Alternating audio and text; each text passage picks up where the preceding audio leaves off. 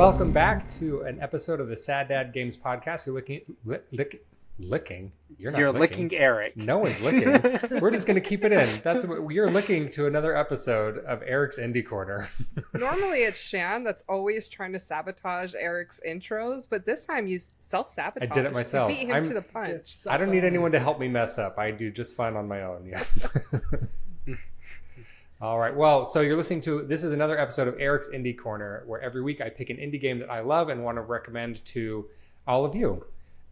So today, the game that we're talking about is Kunai. We're going to spend some time talking about what I think makes this game special, why I enjoy it so much, and why I think that you guys should all play it. We are the Sad Dads. We're your hosts, Eric, Shan, Tucker, Emerlie. All right, and remember to like, comment, and subscribe. We'd love to hear from you guys in the comments. Just anything that your heart desires. You say, how are you doing? I'm having a nice day. What's your favorite indie game? What do you like about Kunai if you've played it? We'd love to hear from you guys. Tell us if you hate us. It boosts the algo either way. Tell us. Yeah, if you think that we're dumb and you hate Tucker's hat, that's fine. You just put it in the comments. Say, Tucker, I hate your hat. But only nice things about me. Is what you go for? That's like low-hanging fruit. I was just trying to think about something that wouldn't actually hurt Tucker's feelings. Fine. If you hate Tucker's stupid face. How about Tucker's beard? Yes, there it is. Just lay it on thick. Really belittle me. How about Tucker's dead tooth? Yeah, any Tucker-centric comments. Oh, I didn't know it was finished. Yeah. Oh, when did that? If you missed Tucker's dead tooth, then put that in the comments. Was it a week ago or two? Yeah, it took. I think I was on 6 or 7 dentist appointments for them to get the color to match correctly. Yeah, it was a giant shit show. But the dentist was really nice, and they knocked off the lab fee for it, so they were good. Okay. Well, there you go. Well, comment if you hate that Tucker's missing a dad. Yeah. I mean, I'll be commenting. I expect the first comment on this video for Tucker to be, I hate how Tucker doesn't have a dad. we appreciate in advance, Tucker. Boost the algorithm. A cornucopia of ideas there. So really just, you let it run wild. Yeah. Well, we've learned that's what the algorithm likes. It likes when I talk about hats. So... It's all right, true. let's jump right into it. So Kunai is a delightful indie game. It's a 2D Metroidvania title with some exploration. It's a little more linear than a lot of Metroidvanias. There's not a ton of backtracking, but there still is that like explorative element that you get from a Metroidvania. It was developed by a studio called Turtle Blaze, which is a 3-person indie studio. So nice small team. I love me a small team working on indie games. Isn't what's their buckets that do Hollow Knight and Silksong? Aren't they also just like 3 people? Yeah, Team Cherry is primarily 3 people. It was 2. Hollow Knight was mostly 2 people, and then Team Cherry, they evolved into 3 whole people. And I think they get like some help like here and there, but it's most of the lion's share of the work is done by just those 3 people. Which I think is so cool. Just the cool stuff that we pumped out was such a small team. It's always really impressive. For someone who hates Hollow Knight, I was not expecting you to respect Team Cherry. Tucker respects the hustle, even if he doesn't like the game. Yeah. No, respect what they do. Yeah, having been just a career full of small teams and small startups, like it's always impressive. Like just seeing the talent. So like going from a startup to a huge corporation, there's a huge disparity in talent. And so just saying like, okay, like these 2 or 3 people that are just uber talented doing the work of, what a bigger studio would take like 20 people to do. That's super impressive. No matter what industry, no matter what, 2D platformer that gets pushed out with it, it's impressive. Yep. Tucker hated the developers he worked with for what it's worth at his enterprise. Well, it's because they were bad. It was a small team and they were bad at what they did. No, it was a big team and they were bad. Oh, that's right. You did yeah. Small teams are good. I missed the message there. Yeah. Well, yeah, so Kunai, developed by a small team. Super cool. Really pretty much just a 3-person studio. It released February 6, 2020. like right before the world exploded. So good timing, bad timing. Good I don't for really them. know what that means, but it's good that they got it out before everything just went downhill real fast. Look, do you remember that, like, before COVID, that's like the last time that the world was happy? Like, it was like You were? the halcyon days of, like, no, it was just like, yeah, things were happy. Like, you used to be able to be happy, and now you can't be happy. It's impossible. You Everything's remember negative. feelings, don't you? Yeah, you remember happiness, right? Yeah, I remember. used to be happiness. able to I had like happiness people. Every day. You You telling used me to you be able don't to have go out- feelings? No, it's impossible to be happy now. You have to hate people. You have to be divided. You have, like, everything's political all the time now. So if you got things out before then, you could be happy about it. Now you can't be happy about it. So good for them. Good for them. I think that's what Eric's saying. It's just slipping it right under the wire there. Yeah. So I played this one just a few months ago for the first time, so I didn't jump on it right away as soon as it released, but I really enjoyed my time with it. So we're going to talk a little bit about story, gameplay, visuals, and sound. So the story of this game is you play as a robot in the future. The setup is pretty typical post-apocalypse. Humanity is almost completely gone, and robots are kind of starting to inherit the earth. And you play as a more advanced robot who has a tablet for a face. I love the character. Looks like he has an iPad for a face. Yeah, he's got an iPad for a face, basically, and his name is Tabby, which is, endlessly adorable. And one of the things I really like about this, I like the character design. All of the robots all have some kind of screens for faces. Most of them look like they have big, chunky, like CRT televisions for heads. But then Tabby immediately feels like more advanced and futuristic because he's got a tablet for a face. And so it kind of, like, just in simple visual language, makes sense why all of these other robots are kind of looking to you as the hero to go out and solve all the problems. It's because you're a more advanced machine. So I want to point out that I don't agree with that. I think CRTs are superior than I knew tablets. mentioning Here we go. CRTs with CRT, just rabbit hole of every opportunity. Shan's Yeah. $10,000. Yeah, Shan just CRT. wants to brag about it. No, It is a I very don't- cool TV, to be fair. It has a superior look. I like the analog look. I don't, digital is cool, but, like, tablet specifically is not a better look. Anyway. All right, well, Whatever. in this What if, game... what if it was an OLED tablet, Shan? OLED, okay, I'll give OLED it to you. CRT. Yes. If this guy was OLED specifically, that would be better than a CRT. Okay, there we go.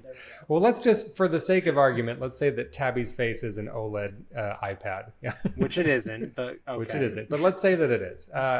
So you play as Tabby, a robot who has been possessed with the soul of an ancient warrior, and so you are like a samurai ninja man. It's exactly as ridiculous as it sounds, and I am here for it. So you are awoken by a resistance force of robots who are trying to protect what's left of humanity, and you're fighting off the evil AI entity called Lemon Kiss. So you're a robot and you're fighting AI for the yes, humans? so there's good robots and there's Oh. bad robots. So you're fighting the bad By robots. whose standards? Well, the good ones are blue and the bad ones are red.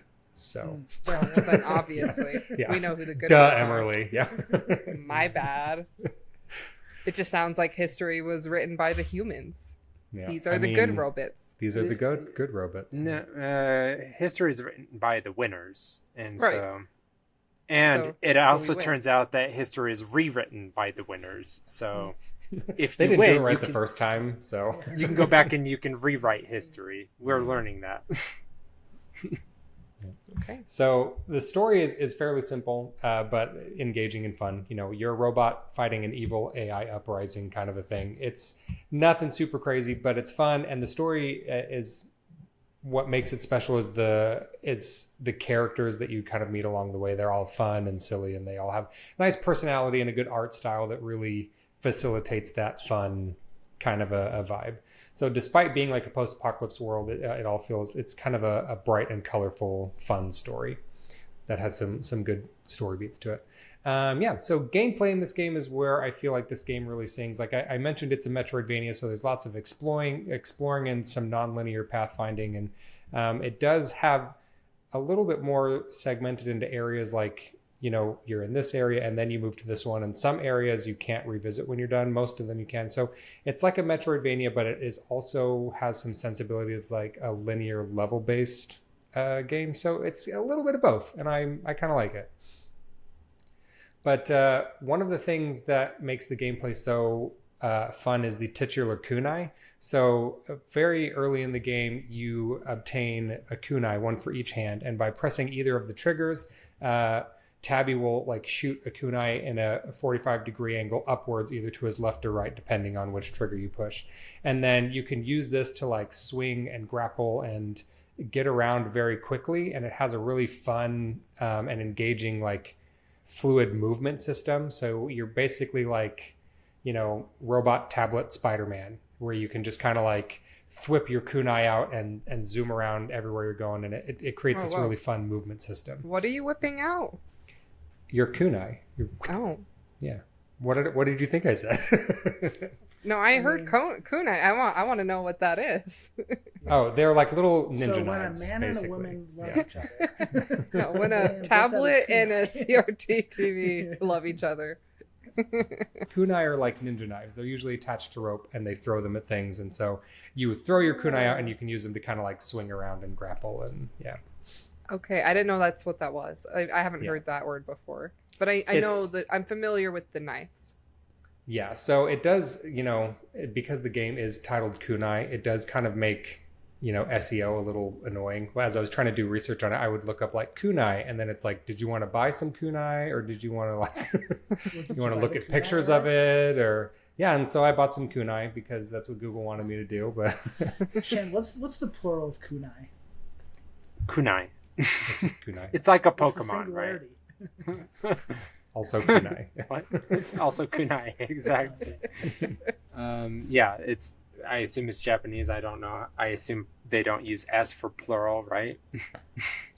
Yeah, I actually don't know. I'm pretty sure kunai is Japanese because ninjas. Because yeah, the plural of think kunai is kunai. There you go. We figured it out. So yeah, traversal in this game is really fun. You also get a series of other weapons for close range combat. You have a katana that you're able to slash. And then as you progress through the story, you get other ranged weapons such as different kinds of guns and ninja stars and things like that. And the guns are really interesting because they're like automatic SMGs. And if you point them downwards, they can act as like little bursts of like a hover mechanic almost. So they have traversal application as well. And that's one thing that I do like about this is a term that Shan has used called chonky items, where as you unlock new items, it unlocks the ability to get to different areas of the map. So every time you unlock a new item or a new ability, it can be used for combat, it can be used for exploration, and it can be used as like a key to access new areas to progress through the game. And so I think they did a really good job with the skills and items that you get in this game as you progress, making you feel like you're making good progress and like you have a lot of good different applications for the gear that you're unlocking. So also you can, as you're going throughout the world, you find treasure chests and you can unlock what are basically heart pieces from Zelda that upgrade your health bar, and also hats, because we know that the algorithm loves when I talk about hats. And I was looking the other day, one of the most successful Eric's Indie episodes is when we were talking about Kina Bridge of Spirits, and you can put hats on the rot in that game as well. So I'm convinced at this point that the YouTube algorithm loves when we talk about hats. So I'm going to talk about hats for a minute. You can get all sorts of different hats in this game. You can get little hoods, you can get masks, some of them are glasses, and all sorts of different hats. Hats. Is a hood a hat? I mean, glasses are obviously not a hat. Glasses are not a hat, but they are kind of like in the hat category. Yeah. And that wasn't at all because I spent like $100 promoting that indie episode. It was because of the hats. It was because of the hats. It's the hats. It's always the hats. Yeah, you Frankly, wasted your money, I'm offended dummy. that you would ever insinuate otherwise. I'm a stupid little bitch. It's all about the hats. So we'll know for sure after this episode is if it's really all about the hats. Yeah. Because you can get hats in Kunai. I'm going to start only covering games where you can unlock and or wear hats and see what that does for our channel. I should Million probably cut down on the subscribers. 2D platformer videos. Yeah. Only hat games from now on. Yeah. What's it on on The Office when he's like, he puts the cat on the dog and then he puts a mouse on the cat and he's like, well, what goes on the mouse? He puts a little hat. Puts a hat on it. He needs a hat. Yeah. He needs a hat. Obviously a hat. So yeah, gameplay is a lot of fun. It's very silly and very fluid, and lots of good enemies to fight. Lots of fun exploring the Metroidvania world and using your kunai to get around. Very cool stuff. So I do have one small gripe with the gameplay, and I'm a little hesitant to be negative because I like to just generally be positive about games and the gameplay experience here. But this was frustrating enough that I almost put the game down. I will say that on the whole, I really enjoy this game. It gets a solid recommend from me. But about the halfway point, one of the bosses that you face is one of the worst bosses I've ever fought in a video game. I had a really horrible time with it. Well, because you were bad at it, or both, because I feel like it was not a very well designed boss fight, and it took me a lot of time to get through it. And I'll explain. Eric, why. say it. It's the wrong kind of hard. There it is. I know that you guys were all waiting for it. So this boss fight was the wrong kind of hard. Basically, what it was That's is what your wife said. Ooh, burn. So basically what happens in this boss fight is the boss is sitting at the top of this kind of mountain, and you have to perform, he shoots out platforms and you have to do a series of platforming challenges to get up to him, and then you hit him a couple of times and then he knocks you back down. And each time it gets progressively a little bit more difficult with the platforms and the hazards as you're going up. And that part's fine. You kind of start to understand a pattern and get what you're doing there.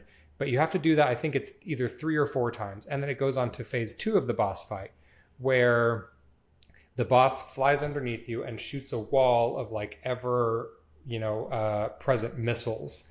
And it's like an auto-scrolling segment as you're going straight upwards to get to this end, and then you have to hit him one time and then the boss battle's over. But it's this final little gauntlet where it's an instant death. If you don't jump on the platform perfectly, you die and you have to start the whole boss battle over. If you get hit by one missile, you die and you have to start the whole boss battle over.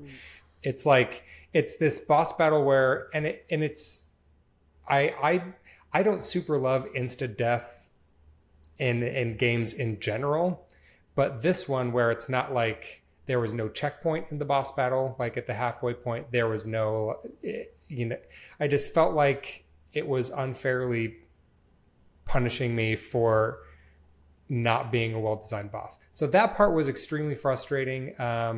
I didn't like that boss battle at all. Every other boss battle I thought was super fun, really interesting. I had a great time with those, it might just be an Eric skill issue thing, so don't let this turn you off from the game. I still think it's a very fun game that's definitely worth playing, but I, had to be true to myself. I had to mention the one thing about the game that irked me a little bit. It can't be a skill issue because, as we all learned, Eric is amazing at platforming.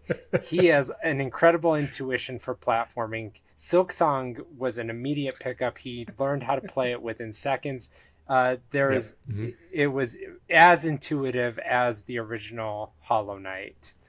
Yeah, Shan is salty because before we started recording, we had a little bit of a tussle about some of the gameplay mechanics of Hollow Knight Silksong, which we're both playing right now. But so Shan's feeling a little salty about my platforming skills. So obviously it's not a skill issue because I'm good at everything. So he's very, very good at Silksong. It's as easy as Hollow Knight.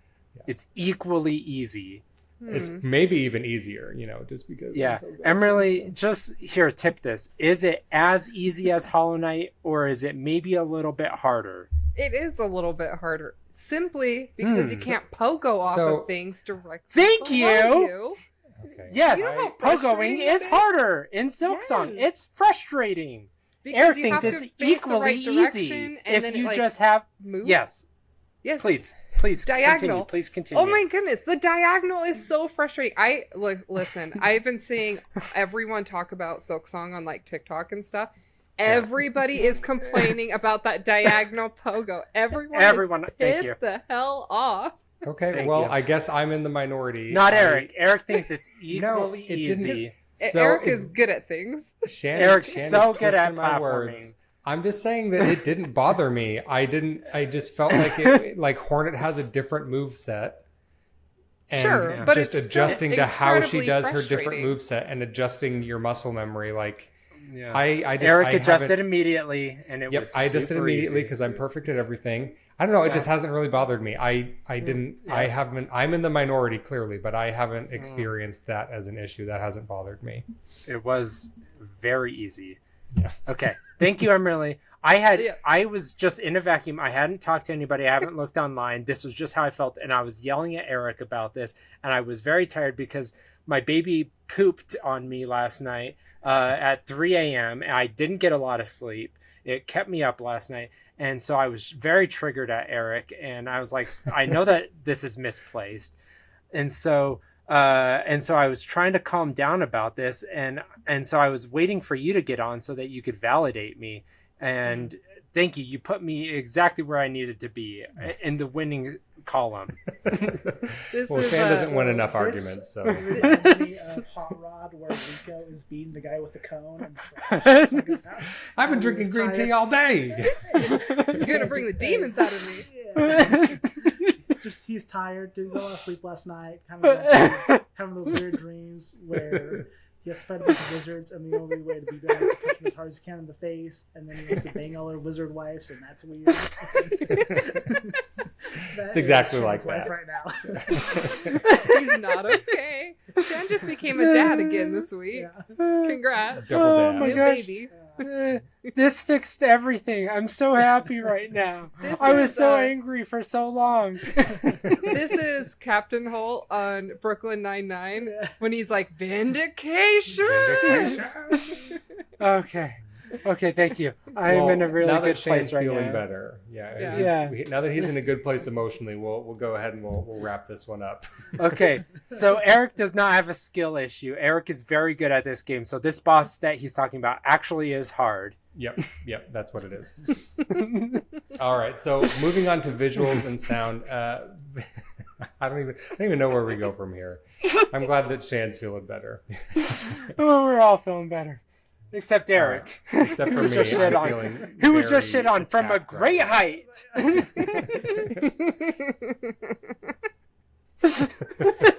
Great. That's why you wear hats to avoid getting shit on. Yeah, there you go. Oh, Bring it do you see back how to I the hat brought it back content. to hats? Oh man. All right. So visuals and sound. The visuals for this game are really, really nice. They use a limited color palette, which I really enjoy, and is the reason why I picked up this game is because I saw screenshots of it and I was like, "Ooh, that looks interesting." So most of the primary character, the player character, and a lot of the characters that you interact with are all colored blue, and then a lot of the enemies that you interact with are colored red, and then the backgrounds all use a limited color palette of like 2 to 3 complementary colors. And it creates this really limited color palette and this really visually interesting world where they, rather than using color to bring out details, they have to use shape and form and lighting to bring out details. And so it's visually really, I am a huge fan of this art style and this direction of just kind of like limiting the amount of colors that you're able to use in a single screenshot. And it also, all of the areas have a slightly different color palette, which makes them all feel visually distinct from each other just based off of that alone. And so I'm a big fan of the art direction in this. It's a huge fan of the pixel art. Really pretty stuff. Yeah. So Tabby's face is also very expressive. He's got a lot of fun little animations. He makes grumpy faces when he's attacking, and he makes happy faces when he's, talking to other characters and things like that. And they actually, there's a companion app that you can download that's just Tabby's face. You can do it on your phone and you like poke it and drag it and he'll make little faces and stuff. It's very stupid. But I downloaded it and I played around with it for like 5 minutes and I was like, oh, that's cute. So like the Super Mario 64. I was thinking the start same screen where you thing. can like grab Mario's face and pull it, and That's awesome. If only. It's not quite as interactive as that. It's mostly just you can tap it in different ways, and Tabby will make several different cute faces. It would have been more fun if it was like the Super Mario 64 title screen, but it's kind of like that, but toned down. But yeah, very, very nice art style. Music is also really good. It's composed by Pong Ball. It's a good mix of like electronic, synthy, kind of sort of what you would expect from like a more upbeat Metroid style kind of a game. So lots of sci-fi, electronic, techno kind of music. It's very, very nice. Does a good job of punctuating each moment and feeling good while you explore, giving you a good soundtrack to listen to. Yeah, it's good stuff. Good fun game. And it kind of reminds me of the one Adventure Time episode where BMO gets lost and he finds Ricky in the forest. Is Ricky the baby? Yeah, Ricky's the baby. Yeah, And he, the ugliest baby that I've ever seen. And then he like puts a leaf over his deformed hand. He's like, "There you go, much better." Yes, because it's the ugliest hand you've ever seen, Yeah. and doesn't he use the hand to like make a sound? Yeah, Like, some communication. yeah, to communicate, to talk to his mother, but like obviously this hand is very ugly, and so BMO is disturbed by this hand and puts a leaf over it. Yeah. It's this very like pink ugly baby, and BMO takes care of it. It's so funny. I love BMO, but what the heck? Yeah. So anyway, Tabby reminds me a lot of just BMO in the forest being lost and having to survive. yeah, it does kind of have that vibes. The silly, pixel computer face. Yeah. Yeah. It's Ninja BMO. That's what Tabby is. All right. Well, now that Shan has felt validated and I've stumbled my way through recommending this video game, let's go ahead and wrap it up. Yep. So I playtime am on this one. cloud 9. Yeah, Shan's very happy. Playtime for this one, you get about 8 to 10 hours. It's available on Nintendo Switch and Windows and is $16.99. So not a bad price. If you've got a Switch, pick it up. It's good stuff. All right, everybody, I think that's going to do it for us today. Remember to like, comment, subscribe. Tell us how much you like or don't like Tucker's hat, shirt, and father. And we'll see you next time. Bye. Bye. Bye. Outro. Bleep-a-doof, bleep-a-deep, bloopity-blow.